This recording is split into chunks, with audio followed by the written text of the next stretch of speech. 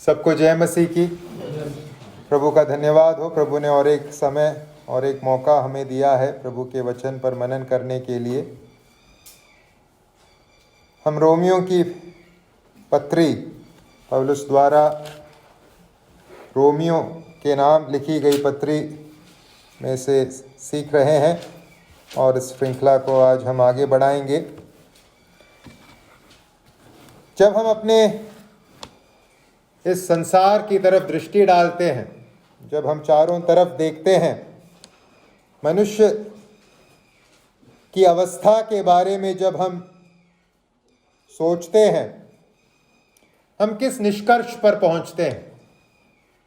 चारों तरफ की अवस्था का जब हम अवलोकन करते हैं, हम क्या पाते हैं? हम पाते हैं कि मनुष्य में या मनुष्य की अवस्था में कुछ भी अच्छा नहीं है। मनुष्य और मनुष्य की अवस्था में कुछ भी अच्छा नहीं है। मनुष्य सचमुच एक दयनीय अवस्था में है। जब हम मनुष्य को परखते हैं, मनुष्य में हम क्या पाते हैं? मनुष्यों में हम क्या पाते हैं? हर प्रकार की बुराई को पाते हैं। अधर्म, दुष्टता, लोभ, बैर भाव, झगड़े, छल, हत्या, हर प्रकार की बुराई को, हर प्रकार के अधर्म को हम मनुष्यों में पाते हैं। जब मनुष्य अपनी इस अवस्था को देखता है, वह यह नहीं समझ पाता कि क्यों मेरी अवस्था इस प्रकार की है। संसार जानता है कि संसार की अवस्था ठीक नहीं है, परंतु संसार के पास उत्तर नहीं है कि क्यों हमारी अवस्था इस प्रकार की है। कुछ लोग कहते हैं पढ़ाई लिखाई की कमी है इसलिए अवस्था ऐसी है, पढ़ लिख जाएंगे तो सब ठीक हो जाएगा। कुछ लोग कहते हैं गरीबी के कारण अवस्था ऐसी है। कुछ लोग कहते हैं राजनीति के कारण अवस्था ऐसी है। और कुछ लोग पूरा इल्जाम किस पर डाल देते हैं? परमेश्वर पर डाल देते हैं। मनुष्य इस बात को समझने में नाकाम रहा है कि उसकी अवस्था इतनी बिगड़ी क्यों है। लेकिन जब हम पवित्र शास्त्र बाइबल के पन्नों को पलटते हैं, ये जो असमंजस है, ये जो कंफ्यूजन है, वो दूर हो जाता है और स्पष्टता हमारे मनों में आ जाती है। क्यों मनुष्य की अवस्था इस प्रकार की है? पवित्र शास्त्र बाइबल को जब हम परखते हैं, हम उत्तर पाते हैं, कारण पाते हैं कि वर्तमान में मानव जाति की अवस्था इतनी बिगड़ी क्यों है। क्या है कारण? और जब हम इस कारण को ढूंढते हैं बाइबल में, हम पाते हैं कि यह जो कारण है, यह मनुष्य के बाहर का कारण नहीं है, वरन मनुष्य के भीतर का कारण। मनुष्य के भीतर ही वह कारण पाया जाता है जिसके चलते उसकी अवस्था या मानव जाति की अवस्था इतनी बिगड़ी हुई है। मनुष्य का पाप और परमेश्वर की प्रतिक्रिया मनुष्य के पाप के चलते वह कारण है जिसके चलते आज वर्तमान में हम मनुष्य को इस दुर्दशा में पाते हैं। इन बातों को ध्यान में रखते हुए आइए हम आज के भाग को पढ़ें। हम पढ़ेंगे रोमियो की पत्री पहला अध्याय उसके 18वें पद को। रोमियो की पत्री पहला अध्याय उसके 18वें पद को। 18 से 32 एक पूरा भाग है, लेकिन हम इसको 3 भागों में सीखेंगे। आज हम रोमियो की पत्री 1 का 18 पढ़ेंगे और मनन करेंगे। यहाँ लिखा है, परमेश्वर का क्रोध तो उन लोगों की सब अभक्ति और अधर्म पर स्वर्ग से प्रकट होता है जो सत्य को अधर्म से दबाए रखते हैं। परमेश्वर का क्रोध तो उन लोगों की सब अभक्ति और अधर्म पर स्वर्ग से प्रकट होता है जो सत्य को अधर्म से दबाए रखते हैं। परमेश्वर हम सबसे इस वचन के माध्यम से बातें करें। प्रभु के नाम की महिमा हो। अगर आपको स्मरण है, गए सप्ताह हमने इससे पहले के भाग में से सीखा, पौलुस सुसमाचार के विशिष्टताओं का वर्णन 16-17 आयतों में कर रहा है,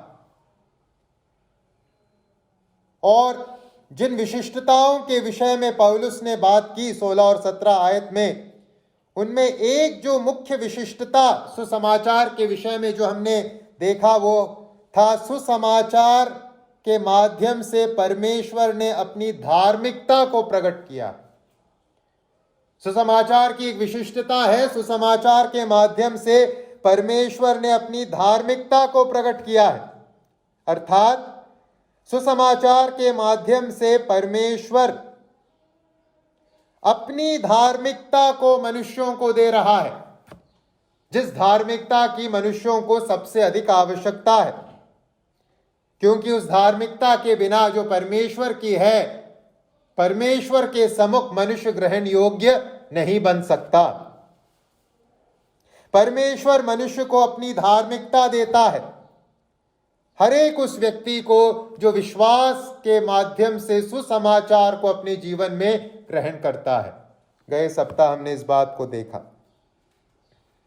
अब इन आयतों में या इस आयत में या इस पूरे भाग में जो हमारे सामने है, पहले अध्याय के बचे हुए भाग में, पौलुस इस बात की चर्चा कर रहा है क्यों मनुष्य की सबसे बड़ी आवश्यकता है परमेश्वर की धार्मिकता। परमेश्वर की धार्मिकता मेरे लिए, आपके लिए सबसे बड़ी आवश्यकता है, क्यों? इस प्रश्न के उत्तर को हम इन आयतों में देखते हैं, विशेषकर आयत 18 में जो आज हमने पढ़ा। इस पत्री के माध्यम से, जैसे हमने पहले सीखा, प्रेरित पौलुस सुसमाचार को प्रस्तुत कर रहे हैं, मतलब किस प्रकार से हम परमेश्वर की धार्मिकता को प्राप्त कर सकते हैं। उन बातों की चर्चा करने से पहले पौलुस इस बात को यहां दर्शाता है कि यह इतना जरूरी क्यों है कि परमेश्वर के साथ सही होने का रास्ता बताया जाए। क्यों परमेश्वर की धार्मिकता को प्राप्त करने का संदेश सबसे बड़ी आवश्यकता और प्राथमिकता के साथ प्रचार किया जाए। कारण क्या है? कारण है मनुष्य की सबसे बड़ी आवश्यकता है परमेश्वर की धार्मिकता। आज मैं इस आयत में से आपके सामने इस विषय को रखना चाहूंगा जो इस प्रश्न का उत्तर हमें देता है, क्यों परमेश्वर की धार्मिकता है मेरी और आपकी सबसे बड़ी जरूरत। क्या है कारण? 18 पद में क्या उत्तर देते हैं, क्यों परमेश्वर की धार्मिकता है मेरी और आपकी सबसे बड़ी जरूरत, या मानव जाति की सबसे बड़ी जरूरत। कारण है 18 में पौलुस लिखते हैं, परमेश्वर का क्रोध तो उन लोगों की सब अभक्ति और अधर्म पर स्वर्ग से प्रकट होता है। या परमेश्वर का क्रोध तो उन लोगों की सब अभक्ति और अधर्म पर स्वर्ग से प्रकट हुआ है, हो रहा है, होता जा रहा है। पौलुस के अंदर जो बड़ा भार हम पाते हैं कि उसे सुसमाचार हर किसी से बांटना है, हर जगह जाके बांटना है, उस बड़े भार के पीछे का कारण है सुसमाचार के बिना हम सब किसके अंतर्गत आते हैं? परमेश्वर के क्रोध के अंतर्गत आते हैं। जिसके पास सुसमाचार नहीं, सुसमाचार पर विश्वास नहीं, वह परमेश्वर के क्रोध के अधीन आया हुआ व्यक्ति है, रह रहा व्यक्ति है। परमेश्वर ने अपने क्रोध को जो प्रकट किया है, उस क्रोध के प्रकटीकरण के चलते परमेश्वर के धार्मिकता के प्रकटीकरण का सुसमाचार सुनाना पौलुस के लिए सबसे महत्वपूर्ण कार्य है। सुसमाचार के माध्यम से परमेश्वर की धार्मिकता मनुष्य कैसे हासिल करे, इस बात को बताया जाता है। क्यों? क्योंकि मनुष्य बिना उस धार्मिकता के परमेश्वर के क्रोध के अंतर्गत वास कर रहा है। परमेश्वर के क्रोध का प्रकाशन परमेश्वर की धार्मिकता के प्रकाशन के प्रचार को सबसे बड़ा अत्यावश्यक कार्य बनाता है। कई लोग हमसे यह प्रश्न पूछते हैं जब वचन सुनाते हैं, शायद आपसे भी पूछा होगा अगर जब आप सुसमाचार बांटते हो, कि तुम मुझसे ये बातें क्यों कह रहे हो, मुझसे क्यों प्रभु यीशु के बारे में बात कर रहे हो। ये प्रश्न बहुत आम है। यहां पौलुस हमें उत्तर दे रहे हैं क्यों हम लोगों को प्रभु यीशु मसीह के बारे में बताते हैं। कारण क्या है? उत्तर क्या है? क्योंकि परमेश्वर का क्रोध तो उन लोगों की सब अभक्ति और अधर्म पर स्वर्ग से प्रकट हुआ है, हो रहा है, होता जा रहा है। परमेश्वर का क्रोध है वह कारण जिसके चलते परमेश्वर के सुसमाचार को बहुत ही प्राथमिकता के साथ अत्यावश्यक कार्य के रूप में हमें प्रचारित करने की आवश्यकता है। यहां देखिए, जब पौलुस परमेश्वर के क्रोध का जिक्र कर रहा है, यहां परमेश्वर के क्रोध के विषय में पौलुस एक भविष्य के संबंध में बात नहीं कर रहा। परमेश्वर के क्रोध के विषय में जब पौलुस यहां लिखता है, भविष्य में परमेश्वर का क्रोध दिखाई देगा या प्रकट होगा, इस बात को यहां नहीं लिख रहा। वह क्या लिख रहा है? पौलुस परमेश्वर के क्रोध को वर्तमान काल के वास्तविकता के रूप में प्रदर्शित कर रहा है। परमेश्वर का क्रोध केवल महज एक अंतिम दिनों में प्रकट होने वाली सच्चाई मात्र नहीं है, आज वर्तमान में परमेश्वर का क्रोध प्रकट हुआ है। इस बात को यहां पौलुस हमारे सामने प्रस्तुत करते हैं। अक्सर हम सोचते हैं जहां तक परमेश्वर के क्रोध का सवाल है या न्याय का सवाल है, वो तो आने वाले दिनों की बात है, भविष्य की बात है। ये बहुत एक साधारण धारणा है मनुष्यों के मन में कि परमेश्वर का न्याय केवल भविष्य की बात है, भविष्य तक सीमित। क्यों मनुष्य वर्तमान में पाप करने से डरता नहीं है? कारण क्या है? वो वर्तमान में बुरा करने से, अधर्म करने से, पाप करने से घबराता नहीं है, लेकिन वो भविष्य के बारे में चिंतित रहता है वर्तमान के पाप के चलते। यही है कारण। मनुष्य इस धारणा में है कि जहां तक परमेश्वर के क्रोध का सवाल है, परमेश्वर के न्याय का सवाल है, वो केवल भविष्य के लिए है।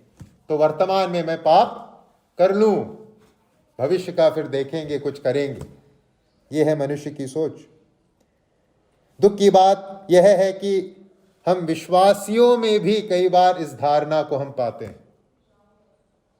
हम विश्वासी लोग भी कभी कभी ऐसा सोचते हैं और जीवन को इस सोच के आधार पर व्यवस्थित करते हैं कि जहां तक परमेश्वर के न्याय का सवाल है, परमेश्वर के क्रोध का सवाल है, वो तो भविष्य की बात।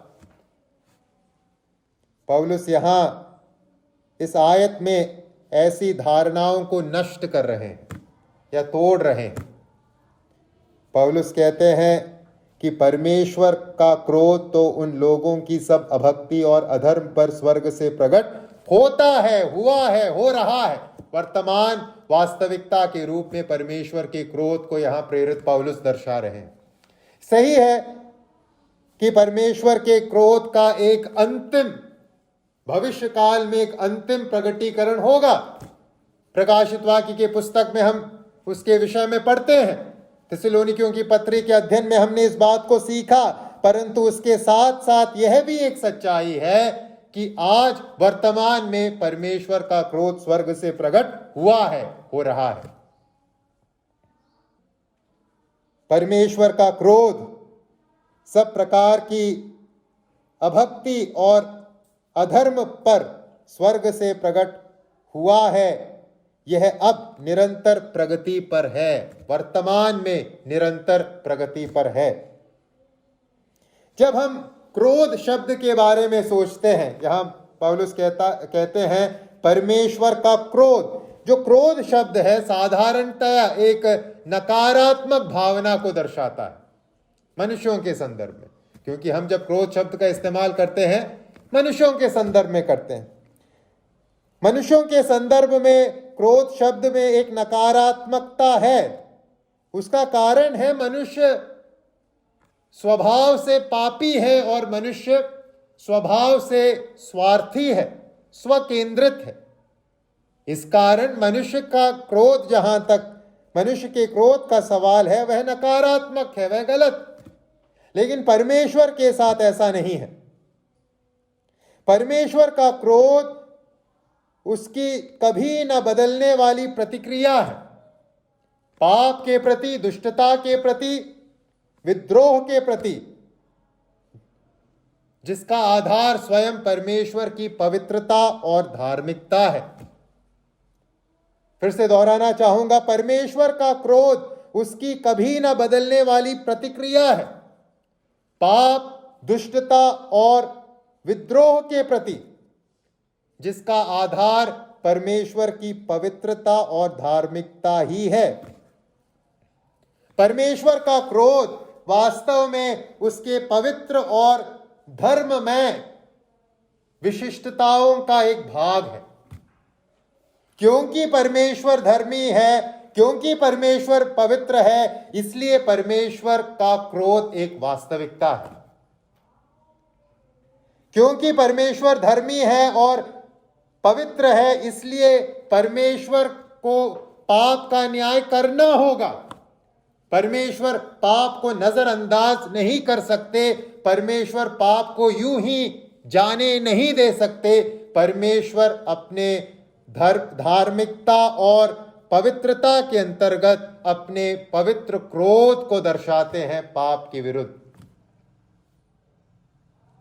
इस कारण हम क्या पाते हैं? जब हम पवित्र शास्त्र बाइबल को परखते हैं, जिस प्रकार से परमेश्वर की पवित्रता और परमेश्वर की धार्मिकता के बारे में हम उत्पत्ति से लेकर प्रकाशित वाक्य तक पढ़ते हैं, उसी प्रकार से परमेश्वर के क्रोध के विषय में भी, न्याय के विषय में भी उत्पत्ति से लेकर प्रकाशित वाक्य तक हम उल्लेख पाते हैं। पुराने नियम के बारे में सोचिए। उत्पत्ति की पुस्तक से शुरुआत कीजिए। अदन की वाटिका में जब पाप ने प्रवेश किया, हम क्या देखते हैं?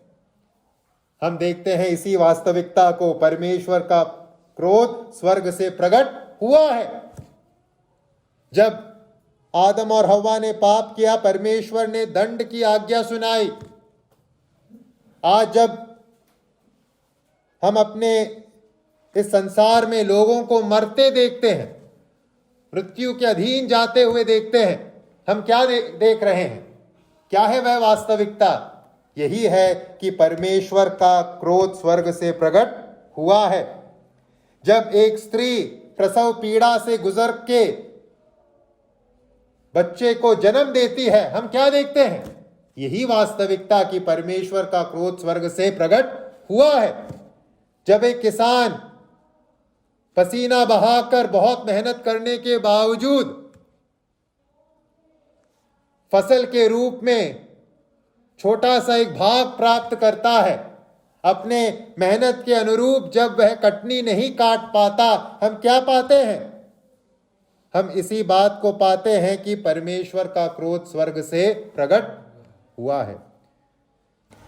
तो हम क्या कह रहे थे? पुराने नियम में जब हम अदन की वाटिका के संदर्भ में पहले पाप को देखते हैं, हम परमेश्वर के क्रोध को प्रकट हुआ है इस सच्चाई को देख सकते हैं। फिर जब हम पुराने नियम में इस्राएल के इतिहास को पाते हैं, देखते हैं, परखते हैं, हम क्या पाते हैं? परमेश्वर का क्रोध स्वर्ग से प्रकट हुआ है। हम इस बात को पाते हैं। कितने लोग मिस्र से मूसा के अगुवाई में बाहर निकले, या कितने लोग उस यात्रा को तय करके कनान देश में पहुंचे? केवल 2। क्यों? क्योंकि परमेश्वर का क्रोध स्वर्ग से प्रकट हुआ है। अभी हम इस्रा की पुस्तक में से सीख रहे हैं। इस्रा की पुस्तक में मंदिर को, परमेश्वर के भवन को दोबारा बनाने की जरूरत क्यों पड़ी? क्यों हम इस्राएलियों को बाबुल में पाते हैं? कारण है परमेश्वर का क्रोध स्वर्ग से प्रकट हुआ है। पुराने नियम को आप देखिए, परमेश्वर का क्रोध स्वर्ग से सब अभक्ति और अधर्म पर प्रकट होता है, हुआ है, इस बात को हम स्पष्ट भाषा में पाते हैं। परमेश्वर का क्रोध एक वर्तमान की वास्तविकता है। नए नियम में जब हम आते हैं, यही जो सच्चाई है नए नियम में भी हम देखते हैं कि परमेश्वर का क्रोध स्वर्ग से प्रकट हुआ है। नए नियम में हम किस प्रकार से सुसमाचारों को शुरू होता हुआ पाते हैं। मत्ती रचित सुसमाचार उसके 3 अध्याय में जब हम यूहन्ना बपतिस्मा देने वाले की सेवकाई के बारे में पढ़ते हैं, हम वहां क्या चित्र पाते हैं? वहां क्या है विषय? यूहन्ना 3 का 7 से 10 तक भाषा को जरा ध्यान से देखिए। यूहन्ना बपतिस्मा देने वाला क्या कह रहा है? जब उसने बहुत से फरीसियों और सदूकियों को बपतिस्मा के लिए अपने पास आते देखा तो उनसे कहा, हे सांप के बच्चों, तुम्हें किसने जता दिया कि आने वाले क्रोध से भागो? वो आने वाले क्रोध के विषय में बात कर रहा है। इसलिए मन फिराव के योग्य फल लाओ और अपने अपने मन में यह न सोचो कि हमारा पिता अब्राहम है, क्योंकि मैं तुमसे कहता हूं कि परमेश्वर इन पत्थरों से अब्राहम के लिए संतान उत्पन्न कर सकता है। अब कुल्हाड़ा पेड़ों की जड़ पर रखा हुआ है, इसलिए जो जो पेड़ अच्छा फल नहीं लाता वह काटा और आग में झोंका जाता है। परमेश्वर का क्रोध स्वर्ग से प्रकट हो चुका है, हुआ है। मत्ती रचित सुसमाचार उसके 26वें अध्याय में यहूदा इस्करियोती के बारे में, जिसने प्रभु यीशु को पकड़वाने का काम किया, प्रभु यीशु ने क्या कहा? जो कथन प्रभु यीशु ने कहा, गौर कीजिए, मत्ती रचित सुसमाचार 26 का 23 और 24। उसने उत्तर दिया, जिसने मेरे साथ थाली में हाथ डाला है वही मुझे पकड़वाएगा। मनुष्य का पुत्र तो जैसा उसके विषय में लिखा है जाता ही है, परंतु उस मनुष्य के लिए शोक है जिसके द्वारा मनुष्य का पुत्र पकड़वाया जाता है। यदि उस मनुष्य का जन्म ही न होता तो उसके लिए भला होता। क्यों? क्योंकि परमेश्वर का क्रोध स्वर्ग से प्रकट हुआ है। 1 कोरिन्थियों उसके 11वें अध्याय में प्रभु भोज के संदर्भ में, जिसमें से हम हर सप्ताह भाग लेते हैं, वचनानुसार पौलुस क्या चेतावनी दे रहे हैं हमें? क्या है वहां का विषय? 1 कोरिन्थियों 11 का 29 से 31 तक हम पढ़ते हैं, क्योंकि जो खाते पीते समय प्रभु की देह को न पहचाने वह इस खाने और पीने से अपने ऊपर दंड लाता है। लाएगा नहीं, लाता है वर्तमान में। इसी कारण तुम में बहुत से निर्बल और रोगी हैं और बहुत से सो भी गए हैं। यदि हम अपने आप को जांचते तो दंड न पाते। क्यों हमें पौलुस कहते हैं कि मेज में से भाग लेते समय उपयुक्त रीति में अपने आप को जांच कर भाग लो? कारण है क्योंकि परमेश्वर का क्रोध स्वर्ग से प्रकट हुआ है, हो रहा है वर्तमान में। पूरे नए नियम के पुस्तकों को जब हम पढ़ते हैं, जो सबसे बड़ा उदाहरण हम जो पाते हैं इस सच्चाई को लेकर कि परमेश्वर का क्रोध स्वर्ग से प्रकट हुआ है, वो है प्रभु यीशु मसीह की पुकार जो कलवरी के क्रूस पर उन्होंने की। मत्ती रचित सुसमाचार 27 का 46, प्रभु यीशु ने क्या कहा? तीसरे पहर के निकट यीशु ने बड़े शब्द से पुकार कर कहा, एली एली लमा शब्तनी, अर्थात हे मेरे परमेश्वर तूने मुझे क्यों छोड़ दिया है? क्या हो रहा था उस वक्त? परमेश्वर का क्रोध जो सब अधर्म और अभक्ति पर स्वर्ग से प्रकट होता है, उस क्रोध को हमारी ओर से कौन उठा रहा था? हमारा प्रभु यीशु उठा रहा था। हर विश्वास करने वाले व्यक्ति की ओर से प्रभु यीशु परमेश्वर के उस धर्म में क्रोध को अपने ऊपर उठा रहे थे। इस प्रकार से परमेश्वर के क्रोध का प्रकटीकरण अधर्म और अभक्ति के ऊपर स्वर्ग से आज तक नहीं हुआ, जिस प्रकार से कलवरी के क्रूस पर उस दिन हुआ। परमेश्वर का क्रोध स्वर्ग से प्रकट हुआ है, हो रहा है। यह एक वर्तमान की वास्तविकता है भाइयों और बहनों। अगर हम इस सिलसिले को जारी रखें, वचन में देखते रहें, तो अनेक आयत है जो परमेश्वर के क्रोध को एक बहुत महत्वपूर्ण वास्तविकता के रूप में प्रकट करने का कार्य करते हैं। महज एक आने वाली घटना के रूप में नहीं, वर्तमान वास्तविकता के रूप में। इन सब आयतों में हमने उसके वर्तमान पहलुओं को देखा। जब कोई व्यक्ति परमेश्वर के क्रोध का इनकार करता है, परमेश्वर के न्याय का इनकार करता है, वो परमेश्वर के पवित्रता और धार्मिकता का इनकार कर रहा है, क्योंकि ये जो क्रोध है वो परमेश्वर के धार्मिकता और पवित्रता का भाग है। तो आइए हम परमेश्वर के क्रोध को जो स्वर्ग से प्रकट हुआ है, इस सच्चाई को अपने हृदय में संचित करें। इसे इस रूप में प्रस्तुत करने की या सीखने की क्या है आवश्यकता? इस विषय को इस प्रकार से सीखने की आवश्यकता यह है कि हम जिस मसीही जगत में रह रहे हैं, वहां इस विषय को लोग भूल चुके हैं। यहां देखिए, पौलुस परमेश्वर के क्रोध की चर्चा किस संदर्भ में कर रहे हैं? सुसमाचार के संदर्भ में कर रहे हैं। पौलुस सुसमाचार को सुनाने के लिए इतने तत्परता से इसलिए भरा है क्योंकि परमेश्वर का क्रोध प्रकट हुआ है। तुम अपने आप को बचाओ, परमेश्वर की धार्मिकता को ग्रहण करके विश्वास के द्वारा अपने आप को बचाओ, यह संदेश पौलुस सुनाना चाहते हैं। लेकिन आज जो सुसमाचार सुनाया जाता है, उसमें हम क्या सुनते हैं? क्यों आप विश्वास करो प्रभु यीशु पर, क्या कारण बताया जाता है? वो हम इस संसार के कारणों को जोड़ देते हैं। परमेश्वर के क्रोध की चर्चा नहीं करते। हम कहते हैं नौकरी मिल जाएगी, शायद आप ठीक हो जाओगे, आपका ये हो जाएगा, वो हो जाएगा। सांसारिक बातों को हमने सुसमाचार का भाग बनाकर प्रस्तुत किया है। यह है आज की स्थिति, मसीही जगत की अवस्था। लेकिन पौलुस का सुसमाचार का आधार ये नहीं था। पौलुस के सुसमाचार प्रचार का एक मुख्य विषय था परमेश्वर का क्रोध सब अभक्ति और अधर्म के प्रति स्वर्ग से प्रकट हुआ है, हो रहा है, तुम अपने आप को बचा लो। आइए भाइयों और बहनों, हम अपने सुसमाचार को परखें। हम जब सुसमाचार सुनाते हैं, हम किस पर जोर डालते हैं? आशीषों को पाओ, आशीषों को पाओ, या परमेश्वर के क्रोध से अपने आप को बचाओ? मनुष्य का क्रोध होने से चलता, आप कहीं जाके छुप सकते थे, बच सकते थे, लेकिन परमेश्वर के क्रोध से आप कैसे बचोगे? वो प्रकट हो चुका है। सुसमाचार पर विश्वास करो और परमेश्वर के क्रोध से बचो।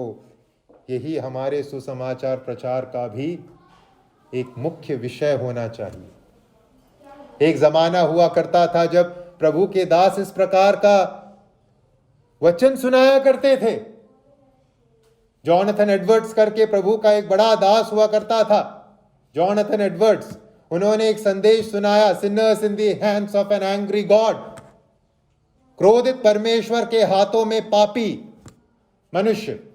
उस संदेश को सुनकर उस जमाने में अमेरिका में बहुत बड़ी बेदारी आई, आत्मिक बेदारी आई। लोग रो रो के, पश्चाताप करके, अपने पापों को छोड़ के प्रभु के सन्निधि में आए। लेकिन आज हम इस प्रकार के एक बेदारी को नहीं पाते, क्योंकि लोग आशीषों के लिए आते हैं, आशीष मिलने के बाद लौट जाते हैं। परमेश्वर के क्रोध से बचने का तो कोई सवाल ही वहां नहीं है। इसलिए हम आज जो मसीही विश्वास है उसे बहुत ही किस प्रकार के विश्वास को हम देखते हैं? हल्के विश्वास को देखते हैं। बाहरी विश्वास, ऊपरी विश्वास, आधार रहित विश्वास। आइए हम अपने जीवन को परखें, आइए हम अपने सुसमाचार को परखें, आइए हम प्रभु परमेश्वर के धार्मिकता के प्रगटीकरण को प्रभु परमेश्वर के क्रोध के प्रगटीकरण के संदर्भ में प्रस्तुत करने वाले बने। आइए हम भूले ना, इब्रानियों के पत्री का लेखक हमें जो प्रोत्साहन देता है, इब्रानियों के पत्री में 12वें अध्याय में 28 और 29 आयत में लेखक क्या प्रोत्साहन दे रहा है। इब्रानियों की पत्री 12वां अध्याय 28 और 29, इस कारण हम इस राज्य को पाकर जो हिलने का नहीं कृतज्ञ हो और भक्ति और भय सहित परमेश्वर की ऐसी आराधना करे जिससे वह प्रसन्न होता है, क्योंकि हमारा परमेश्वर भस्म करने वाली आग है।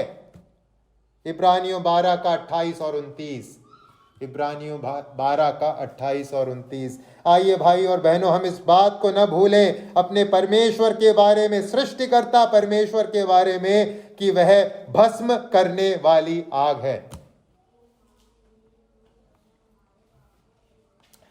आगे इस आयत में हम देखते हैं परमेश्वर के क्रोध के प्रगटीकरण के इस वास्तविकता को प्रदर्शित करने के साथ साथ पौलुस यहां हमारे सामने उस कारण को भी बताते हैं किसके विरुद्ध यह परमेश्वर के क्रोध का प्रगटीकरण हुआ है। किसके विरुद्ध?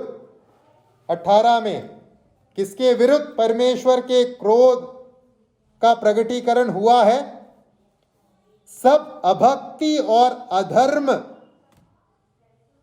पर, अभक्ति और अधर्म पर परमेश्वर के क्रोध का प्रगटीकरण हुआ है।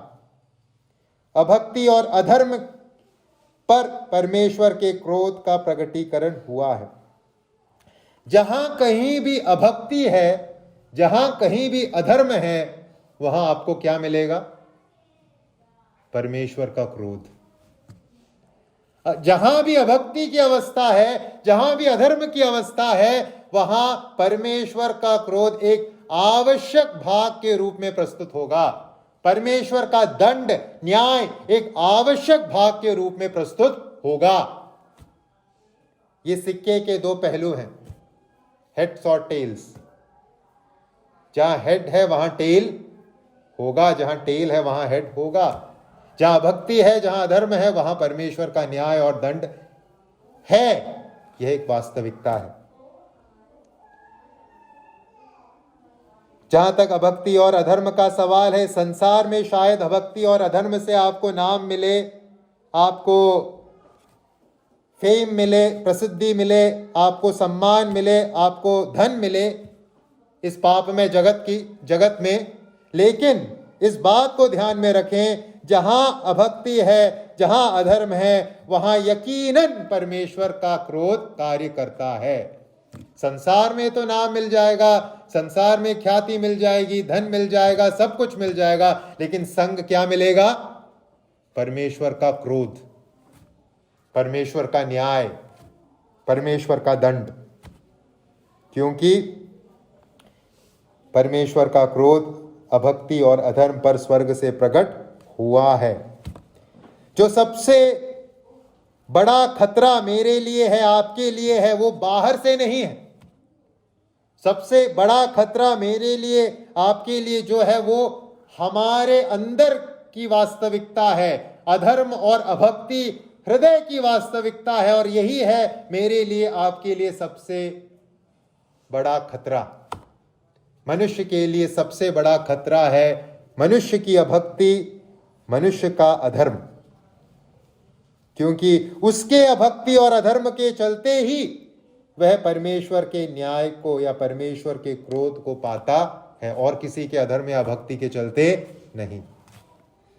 क्या है ये अभक्ति जिसके विषय में यहां पौलुस बात कर रहे हैं?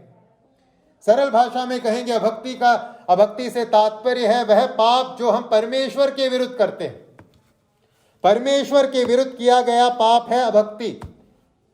या सरल भाषा में कहेंगे तो 10 आज्ञाओं में जो पहली पहला भाग है जो परमेश्वर के प्रति हमारी जिम्मेदारी को बताने का कार्य करता है। उन आज्ञाओं का उल्लंघन है अभक्ति। अभक्ति है पाप का मुख्य सार या मुख्य तत्व। पाप का मुख्य जो तत्व है वो है अभक्ति। अभक्ति से तात्पर्य है एक ऐसा प्रयत्न जिसके चलते आप परमेश्वर को अपने जीवन से बाहर करना चाहते हो। अभक्ति का अर्थ है आप परमेश्वर को अपने जीवन में परमेश्वर का स्थान नहीं देना चाहते। यह है अभक्ति। परमेश्वर का जो स्वामित्व है मनुष्य के ऊपर, उस स्वामित्व को दरकनार करना, उसको खारिज करना, उसको अलग करना, यह है अभक्ति। यह अभक्ति जो है परमेश्वर के विरुद्ध एक बलवा करने का कार्य है, विद्रोह का कार्य। क्योंकि मनुष्य परमेश्वर को अपने जीवन से अलग नहीं कर सकता, क्योंकि मनुष्य एक आत्मिक प्राणी है और वह आराधना के लिए बनाया गया प्राणी है। इसलिए इस अभक्ति को हम मनुष्य के जीवन में किस रूप में पाते हैं? सच्चे परमेश्वर की तो वह आराधना नहीं करना चाहता, लेकिन वह आराधना किए बिना रह नहीं सकता, क्योंकि वो मनुष्य है, आत्मिक प्राणी है। इसलिए मनुष्य ने क्या किया? अपने अभक्ति के चलते मनुष्य ने खरे सच्चे परमेश्वर के स्थान पर इस सृष्टि को ले जाकर रखने का काम किया। 23वें आयत में हम उसके विषय में आगे पढ़ेंगे। और अविनाशी परमेश्वर की महिमा को नाशवान मनुष्य और पक्षियों और चौपायों और रेंगने वाले जंतुओं की मूरत की समानता में बदल डाला। यह है अभक्ति। अभक्ति का मतलब ये नहीं कि आप कहते हो कोई परमेश्वर नहीं, मनुष्य बिना परमेश्वर के रह नहीं सकता। मनुष्य को भक्ति एक अनिवार्य आवश्यकता है, मनुष्य के लिए भक्ति। लेकिन उसे खरे परमेश्वर की भक्ति नहीं करनी, तो उसने क्या कर दिया? अपने लिए स्वयं के पसंद के आराधना वस्तुओं को जीवन में रखने का उसने कार्य किया। किसी ने मनुष्य को, किसी ने पक्षियों को, किसी ने चौपायों को, किसी ने रेंगने वाले जंतुओं को, या इस सृष्टि के किसी अन्य सृजे हुए वस्तु को।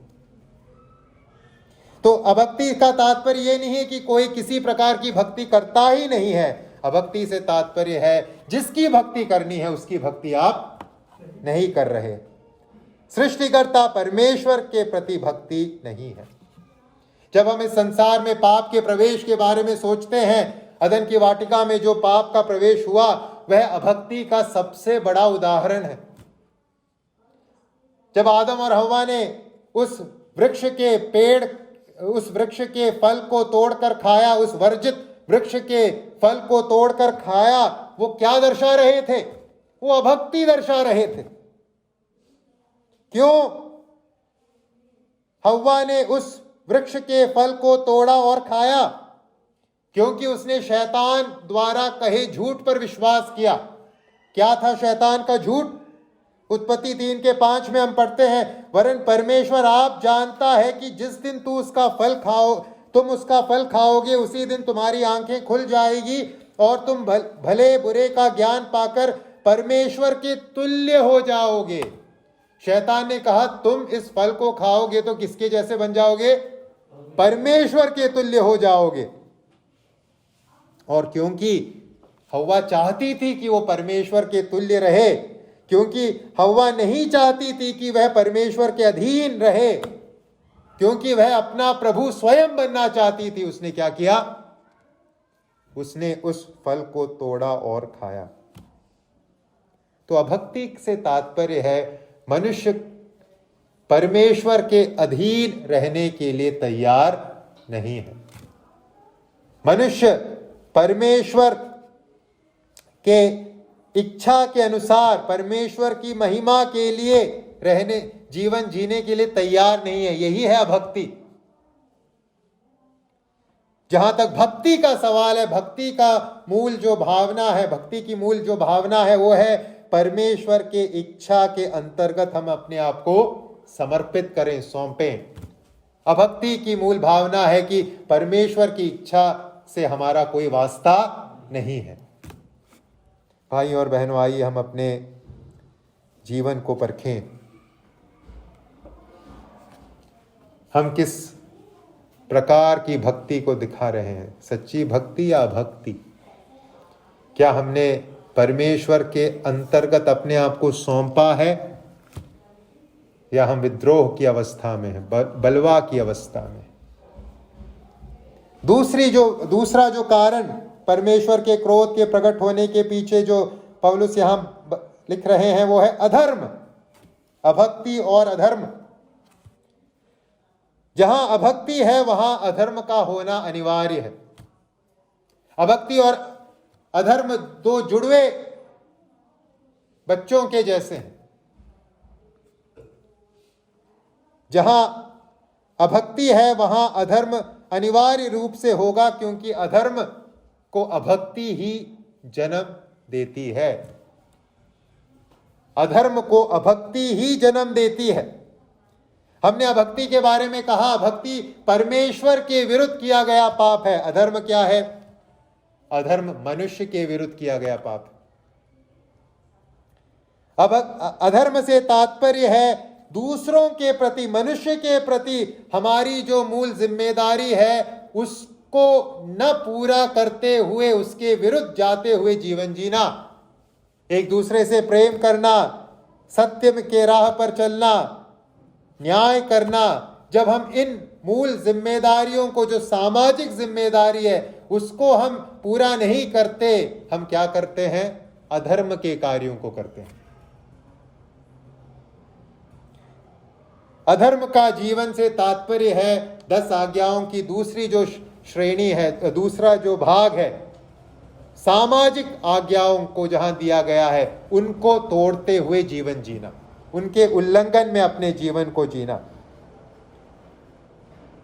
जहां भी मनुष्य परमेश्वर के प्रति उसकी जिम्मेदारियों को पूरा नहीं करेगा, उसका उल्लंघन करेगा, अनिवार्य रूप से मनुष्य के प्रति उसके जिम्मेदारियों को भी वो निभा नहीं पाएगा। इसलिए जहां अभक्ति है वहां अधर्म भी है। फिर से हम जब पहले पाप की तरफ नजर डालते हैं, अधर्म और अभक्ति के बीच के उस संबंध को हम पाते हैं। जैसे ही आदम और हव्वा ने अभक्ति को दर्शाया, उस फल को खाया जिसे परमेश्वर ने खाने से मना किया था, तुरंत हम किस चित्र को पाते हैं? आदम और हव्वा का न केवल परमेश्वर के साथ संबंध टूटा, आदम और हव्वा का एक दूसरे के साथ जो संबंध था उसमें भी क्या आ गया? उसमें गड़बड़ी आ गई, दूरी आ गई, अधर्म प्रवेश कर गया। जहां अभक्ति है वहां अधर्म अनिवार्य रूप से होगा। कई बार लोग एक दूसरे के साथ अपने संबंध को सुधारना चाहते हैं, लेकिन सुधार नहीं पाते। कारण क्या है? जब तक आप परमेश्वर के साथ संबंध नहीं सुधारोगे, एक दूसरे के साथ संबंध नहीं सुधार सकते। जब तक अभक्ति से बाहर नहीं निकलोगे, अधर्म से बाहर नहीं निकल सकते, क्योंकि अधर्म का मूल कारण अभक्ति है। कर्मों को सुधार कर आप अपने जीवन को नहीं बदल सकते, यही है वह कारण। क्यों बाइबल में इस बात पर जोर दिया गया है कि मनुष्य अपने कर्मों के माध्यम से अपना जीवन नहीं बदल सकता? क्यों इस बात को कहा गया है कि कर्मों से कोई लाभ नहीं? कारण यही है, कर्मों से कोई लाभ नहीं, क्योंकि हमारे अधर्म का कारण अभक्ति है, परमेश्वर के साथ संबंध का टूटना है। इसलिए जब तक परमेश्वर के साथ संबंध नहीं जुड़ेगा, कर्मों का कोई मतलब नहीं है। जहां भक्ति आ जाएगी जीवन में, कर्म अपने आप सुधर जाएंगे। इसीलिए परमेश्वर ने कहा, जो पेड़ है उसका फल पेड़ की पहचान, फल वास्तविकता को प्रस्तुत करता है। जहां धर्म है, धर्म के कार्य है, वो इस बात को प्रस्तुत करता है कि इस व्यक्ति का परमेश्वर के साथ संबंध है। अब ये प्रश्न हमारे सामने उठ सकता है कि क्यों अभक्ति और अधर्म इतना गंभीर विषय है? क्यों परमेश्वर इन पापों से मुंह फेर नहीं सकते? क्यों परमेश्वर को अधर्म और अभक्ति के प्रति अपने क्रोध को दर्शाना है। क्यों परमेश्वर ने अभक्ति और अधर्म के प्रति अपने क्रोध को भेजा है? क्यों नहीं दया दर्शाया प्रभु ने? क्या है कारण? अंत में पौलुस उस कारण को भी जोड़ते हैं। ये जो अभक्ति है मनुष्यों में, अधर्म है मनुष्यों में, वो अज्ञानता के चलते नहीं है। यहां अंत में हम क्या पढ़ते हैं? जो सत्य को अधर्म से दबाए रखते हैं। जो अभक्ति है मनुष्य में, जो अधर्म है मनुष्यों में, वो अज्ञानता के चलते नहीं है। जानबूझकर उद्देश्यपूर्ण ढंग से मनुष्य ने परमेश्वर द्वारा जाहिर सत्य को दबाते हुए अभक्ति और अधर्म के मार्ग को चुना है। ये एक समझ बूझ के साथ उठाया गया कदम है, अज्ञानता में उठाया गया कदम नहीं है। यहां जब पौलुस कहते हैं सत्य को अधर्म से दबाए रखते हैं, ये सत्य क्या है? सत्य है परमेश्वर का ज्ञान, जो परमेश्वर ने हर मनुष्य को जानने के लिए प्रकट किया है। 19वें आयत में हम पढ़ेंगे, इसलिए कि परमेश्वर के विषय का ज्ञान उनके मनों में प्रकट है। परमेश्वर को जानने के बावजूद, परमेश्वर के गुणों को पहचानने के बावजूद मनुष्य ने क्या चुना? अभक्ति के जीवन को चुना, अधर्म के जीवन को चुना। यानी मन बनाते हुए उद्देश्यपूर्ण ढंग से परमेश्वर के विरुद्ध बलवा करने का कार्य मनुष्य ने किया है। इसलिए परमेश्वर का क्रोध मनुष्य के विरुद्ध प्रकट हुआ है, हो रहा है। भाई और बहनों, आइए हम इस बात को अपने मन में अच्छी तरह बसाएं। परमेश्वर का क्रोध तो उन लोगों की सब अभक्ति और अधर्म पर स्वर्ग से प्रकट हुआ है। आइए हम अपने हृदय को जांचें, जीवन को जांचें। क्या अब भी हम अभक्ति और अधर्म में तो नहीं जी रहे ना? बहुत गंभीर विषय है ये साधारण विषय नहीं है। खाना पीना, रहना पहनना उस प्रकार का एक विषय नहीं है ये। अभक्ति और अधर्म परमेश्वर के क्रोध को हमारे जीवन में लेकर आता है। इस जीवन दुखों का एक पिटारा बना देता है, अभक्ति और अधर्म। आइए हम इस बात को जाने, परमेश्वर की धार्मिकता है हमारी सबसे बड़ी आवश्यकता। क्योंकि बिना उस धार्मिकता के हम अभक्ति और अधर्म में पड़े रहेंगे, परमेश्वर के उस क्रोध के अंतर्गत हम बने रहेंगे। आइए हम अपने आप से प्रश्न पूछे, क्या हमारे अंदर ये आश्वासन है कि हाँ, मैं आज परमेश्वर के इस क्रोध से बच चुका हूं? क्या ये आश्वासन है हमारे अंदर? परमेश्वर का क्रोध हमारे जीवन में एक इतिहास की घटना है, भूतकाल की वास्तविकता है। क्या ये आभास है आपके अंदर? एक आयत मैं पढ़ूंगा और समाप्त करूंगा। रोमियो 8:1, पौलुस की गवाही क्या है? रोमियो 8:1, अतः अब जो मसीह यीशु में है उन पर दंड की आज्ञा नहीं, क्योंकि वे शरीर के अनुसार नहीं वरन आत्मा के अनुसार चलते हैं। क्योंकि जो मसीह में है, अतः अब जो मसीह में है, मसीह यीशु में है, उन पर दंड की आज्ञा नहीं, उन पर परमेश्वर का क्रोध अब काम नहीं करता। यह है सुसमाचार का सबसे बड़ा आशीष। परमेश्वर के क्रोध से हम बच गए हैं, परमेश्वर के परिवार में हम जुड़ गए हैं, परमेश्वर के आशीषों के अंतर्गत हम आ गए हैं। कौन? जो यीशु मसीह में है, जिसने यीशु मसीह पर विश्वास किया है। और कौन? जो उस विश्वास को शरीर के अनुसार न चलते हुए वरन आत्मा के अनुसार चलते हुए दर्शाता है।